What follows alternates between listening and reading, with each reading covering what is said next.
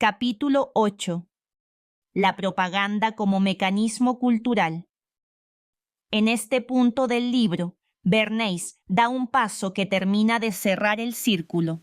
La propaganda ya no es solo política, ni económica, ni educativa, es cultural.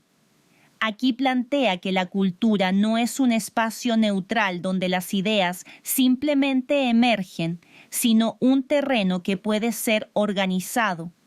Costumbres, modas, valores, aspiraciones colectivas. Nada de eso, según Bernays, se difunde al azar.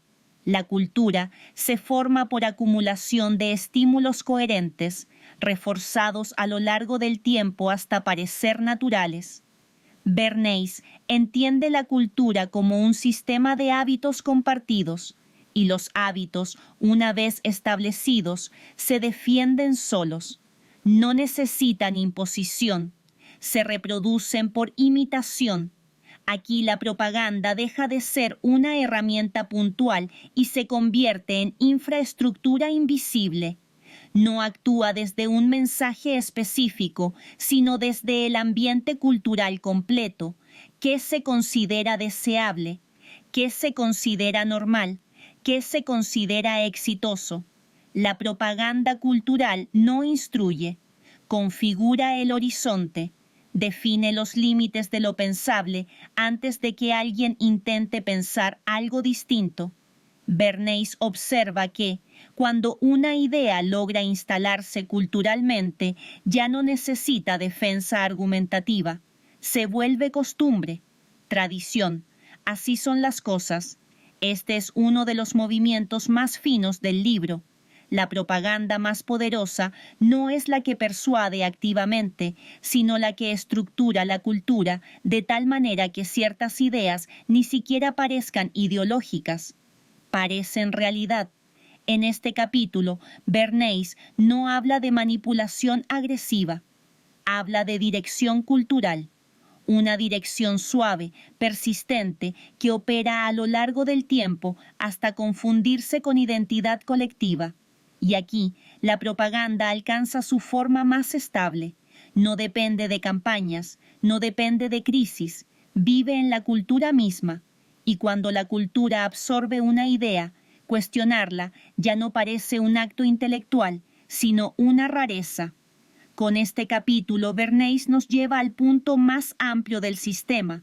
Cuando la propaganda se vuelve cultura, el control ya no necesita ser ejercido, simplemente es costumbre, repetición y normalidad. Bernays profundiza aquí en el mecanismo que vuelve a la propaganda cultural casi indestructible, la repetición, no la repetición agresiva, sino la repetición cotidiana. Ideas que aparecen una y otra vez en distintos formatos, en distintos espacios, con distintos tonos, pero con el mismo fondo. La repetición no busca convencer, busca familiarizar. Cuando algo se repite lo suficiente, deja de percibirse como mensaje y pasa a percibirse como entorno. Bernays entiende que la mente humana confunde lo familiar con lo verdadero, no porque sea ingenua, sino porque necesita estabilidad. La costumbre reduce fricción, reduce esfuerzo cognitivo, reduce incertidumbre. Por eso la propaganda cultural no se impone con urgencia.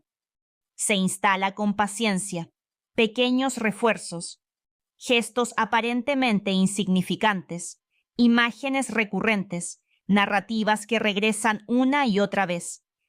Nada espectacular, nada escandaloso. Justamente por eso funciona. Aquí aparece una idea clave. La normalidad no es neutral.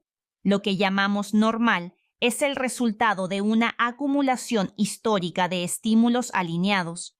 Bernays observa que, una vez establecida la normalidad, la resistencia se vuelve innecesaria. No hace falta prohibir lo distinto. Basta con que lo distinto se sienta extraño, incómodo o fuera de lugar. La propaganda cultural no combate directamente. Desplaza ideas hacia los márgenes hasta que dejan de ser consideradas, y cuando una idea deja de considerarse, no necesita ser censurada. Aquí la propaganda alcanza una elegancia inquietante. No grita, no ordena, no discute, simplemente repite, y en esa repetición tranquila, la cultura se ajusta sola. Bernays no presenta esto como una amenaza a combatir, lo presenta como una dinámica inevitable en sociedades complejas, pero esa inevitabilidad no la vuelve inocente, porque cuando la costumbre define lo pensable, el pensamiento crítico no desaparece. Se vuelve raro, y lo raro, con el tiempo, deja de intentarse. Cuando la cultura piensa por nosotros. En el cierre de este capítulo, Bernays deja implícita una consecuencia decisiva. Si la cultura se organiza, si la normalidad se construye por repetición y si las ideas se vuelven costumbre, entonces llega un punto en que la cultura empieza a pensar por nosotros, no en el sentido literal, sino en algo más sutil. Define qué preguntas vale la pena hacer, qué dudas son legítimas, qué inquietudes se consideran exageradas o innecesarias. Aquí, la propaganda ya no actúa sobre opiniones individuales, sino sobre el marco colectivo del pensamiento. Las personas siguen creyendo que piensan libremente, y en muchos casos lo hacen, pero lo hacen dentro de un horizonte cultural que ya fue delimitado. Bernays entiende que esta forma de influencia es la más estable de todas, porque no depende de instituciones visibles ni de figuras de autoridad concretas. Vive en hábitos, en expresiones comunes, en expectativas compartidas. Cuando una idea alcanza ese nivel, ya no necesita defensa, se vuelve obvia, y lo obvio rara vez se cuestiona. Aquí aparece una frontera delicada, no entre libertad y control, sino entre conciencia y automatismo cultural. Cuando la cultura absorbe una idea, pensar distinto no se siente prohibido, se siente innecesario. Bernays no propone escapar de esto, no ofrece salida, lo presenta como una condición estructural de las sociedades modernas, pero al hacerlo deja una pregunta abierta que atraviesa todo el libro. Si la cultura piensa por nosotros, ¿en qué momento volvemos a pensar con conciencia propia?